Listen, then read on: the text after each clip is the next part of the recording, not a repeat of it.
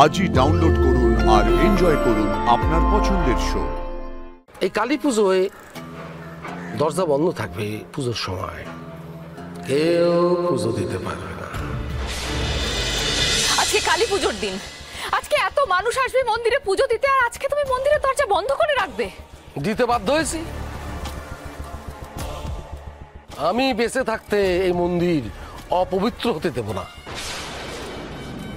কিসের অপবিত্র? কিসের অপবিত্র? আজে বাজে একটা কথা বলে দিলেই হলো নাকি? তুই মুখে মুখে তর্ক করিস। গঙ্গার জল যখন নর্দমায় গিয়ে পড়ে তখন গঙ্গার জল থাকে না, নর্দমা জল হয়ে যায়। এই কদিন ওর বাড়িতে গিয়ে তোর ওই অবস্থাই হয়েছে।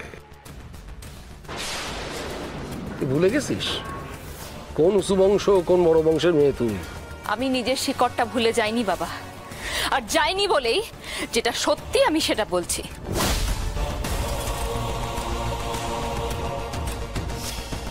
সত্যি কথাটা জানিস তুই? হ্যাঁ, সময়ের হয়ে ওকালতি করতে এসেছিস। কোন সত্যির কথা বলছো বলো তো তুমি? কোন সত্যির কথা বলছো তুমি? না বলো, তুমি বলো। শোন, এই মা ভুবনেশ্বরীর পূজা আর 5টা পুজো সে আলাদা। এখানে পুজোর সময় মায়ের গয়না পরাতে হয়। এখন ওই যে ভালো মানুষের মতো দাঁড়িয়ে আছে, ওই যে তার মা এইরকমই একটা পুজোর দিনে গয়না চুরি করে পালিয়েছিল। এখন সেই মায়ের পূজা যদি চোরের ছেলে করে তাহলে কি হবে? গ্রামে ঘোর অমঙ্গল হবে, দেবী রুষ্ট হবেন, সারা গ্রামে দেবতা রোষ নেমে আসবে।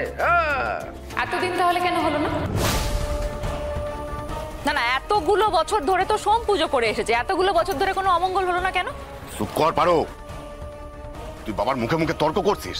হ্যাঁ, তুই কি আমাদের বাড়ির শিক্ষা দীক্ষা সবকিছু ভুলে গেছিস?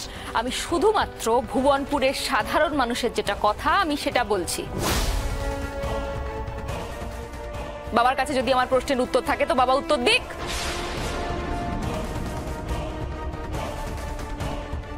আছে, আমার কাছে এর উত্তর আছে। শোন, এতদিন ও বাবার পায়ের তলায় জুতোর নিচে পড়ে থাকতো, আর এখন ও নাকি মাথা তুলে দাঁড়িয়েছে, প্রেসিডেন্ট হয়েছে। আর তার জন্য বাবাকে আর আমাকে যেখানে সেখানে যখন ইচ্ছে তখন ও অপদস্থ করে, অপমান করে। আর তাছাড়া পারু, এই যে মায়ের গয়না কোথায় থাকে? আমাদের বাড়িতে, রায় বাড়িতে থাকে। আর সেখান থেকে যদি একটা গয়নায় পুজোর দিন ডামাডোলের মধ্যে চুরি হয়, আর যদি সেটা ও করে, আখেরে তার লাভটা কার হবে? হ্যাঁ, আমাদেরকে ও অপদস্থ করতে চাইছে এই গ্রামের মানুষের সামনে। অন্যকে অপদস্থ করে লাভ ক্ষতির হিসেব ভুবনপুরে কে বা কারা করে সেটা আমার থেকে ভালো কেউ জানে না রে দাদা।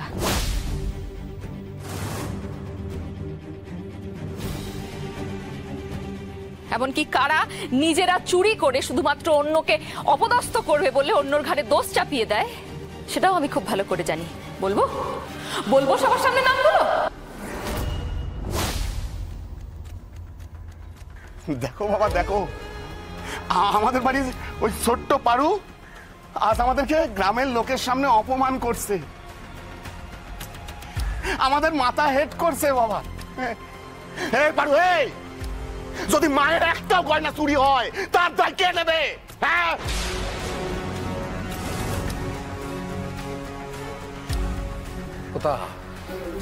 শান্ত, আমি নেব, আমারই নিতে হবে। মা ভুবনেশ্বরীর গয়না যখন আমাদের কাছে থাকে তখন তার দায় দায়িত্ব সব আমারই নিতে হবে। আচ্ছা ঠিক আছে, আমি একটা নতুন বিধান দিচ্ছি।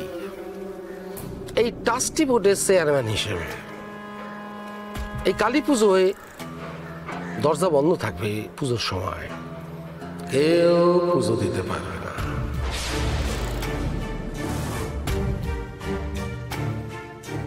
ওই পুজোর ডালা নিয়ে বাইরে দাঁড়াবে, ডালা ভেতরে পাঠানো হবে, পুজো শেষ হবে, ডালা বাইরে আসবে। এসব তুমি কি বলছো বাবা? তুমি কি বুঝতে পারছো না আজকে কালী পুজোর দিনে ভুবনপুরের মানুষদের এই মন্দিরে এসে পুজো দেওয়াটা ওদের কাছে কতটা সেন্টিমেন্টের, কতটা আবেগের, তুমি কি বুঝতে পারছো না? ও সেন্টিমেন্ট কি আমি জানি না, কিন্তু ওই যে গাঁয়ের প্রেসিডেন্ট দাঁড়ায় আছে গো ধরে, সে পুজো দেবে।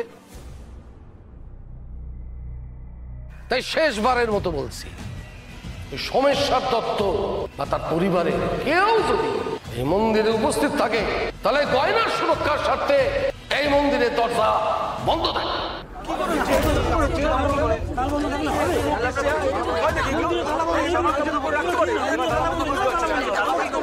না, মন্দিরের দরজা বন্ধ থাকবে না। মন্দিরের দরজা কেন বন্ধ থাকবে? আমি এত বছর ধরে মায়ের সেবা করে আসছি, কোনোদিন দেখিনি মন্দিরের দরজা বন্ধ থাকতে। একজন মানুষের জন্য মন্দিরের দরজা বন্ধ হবে না।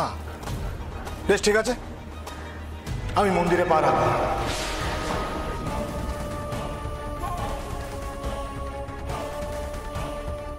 আসবো না আমি মায়ের কাছে। নিশ্চয়ই মায়ের এটাই ইচ্ছে, মা চান না যে আমি মায়ের মন্দিরে পা রাখি। বেশ, আসবো না, কিন্তু আমার জন্য অন্যদের মন্দিরে পুজো দেওয়া বন্ধ হতে পারে না। আমি আপনাকে বলছি, আপনি এই ভুবনপুরের প্রত্যেকটা গ্রামবাসীকে, সকলকে এই মন্দিরের দরজা খুলে দিন, তাদেরকে পুজো করতে দিন। দাঁড়াও সোম,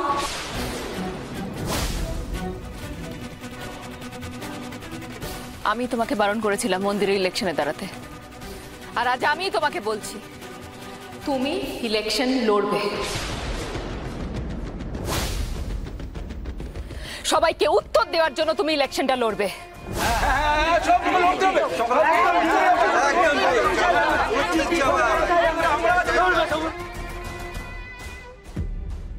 কিন্তু পারু, বিশ্বাস করো, আমার ওই মন্দির কমিটির চেয়ারম্যান হওয়ার বিন্দুমাত্র কোনো ইচ্ছে নেই, কোনো বাসনা নেই। আমি শুধু মন ভরে মায়ের পুজো করতে চাই, আর কিচ্ছু নয়। সন্ধ্যা আরতির সময় মায়ের মুখটা যখন দেখি, মায়ের উজ্জ্বল মুখ, তখন আমার খালি মনে হয় যে আমি ওই মুখের মধ্যে মিশে গেছি, আমি বিলীন হয়ে গেছি ওই মুখের মধ্যে। ওইটুকু তৃপ্তি, ওইটুকু আত্মতৃপ্তি পেতে চাই, আর কিচ্ছু নয়, আর কিছু চাই না আমার। আমি জানি সোম, আর আমি তোমাকে তোমার অধিকারের জন্য ইলেকশনটা লড়তে বলছি। যে বা যারা মায়ের থেকে তার সন্তানকে আলাদা করতে চায়, তাদের অন্তত মায়ের মন্দিরের মাথা হয়ে বসে থাকার কোনো অধিকার নেই।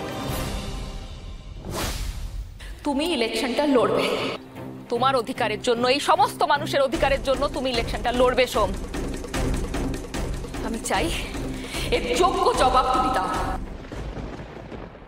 ইলেকশন আমি পুজোর পর, সে তো অনেক দেরি আছে। এখন এই ট্রাস্টি বোর্ডের চেয়ারম্যান আমি ঠিক করব কে পুজো দেবে।